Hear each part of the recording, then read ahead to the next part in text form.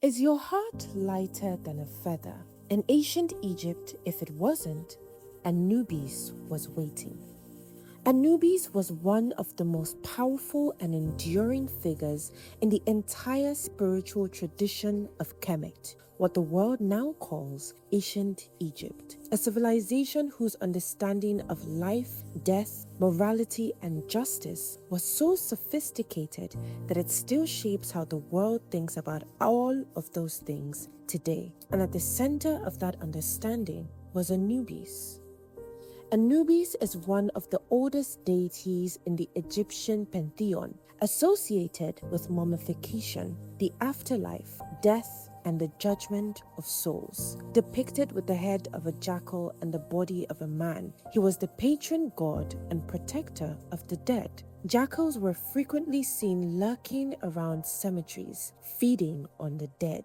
By making Anubis their patron deity, the people of Kemet placed the most visible predator of the dead under divine control. The bodies of the deceased would be protected, not devoured. Anubis was also always depicted with black fur, and in Kemet, black did not represent darkness or evil. It represented rebirth, fertility, and the rich, dark silt left behind by the Nile after its annual flood. The same flood that fed an entire civilization and made life possible in the middle of a desert. The people of Kemet believed that when a person died, their soul journeyed to the Hall of Maat, the Hall of Truth, a mythical courtroom presided over by Osiris, flanked by 42 divine judges representing the 42 laws of Maat. At the center of that courtroom was the weighing of the heart ceremony.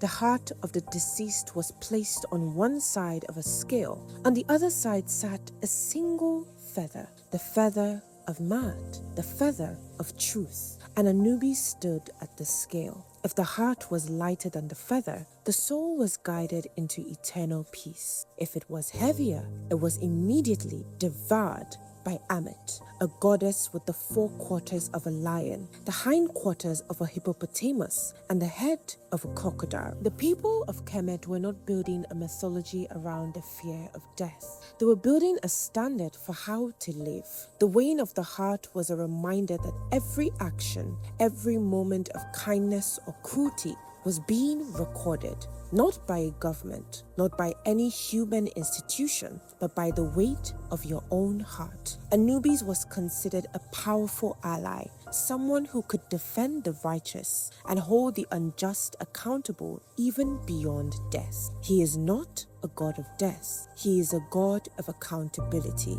This is Anubis. This is Kemet. And this is African mythology the way it was always meant to be told. Subscribe to Fun Times magazine on YouTube. There is so much more of this coming.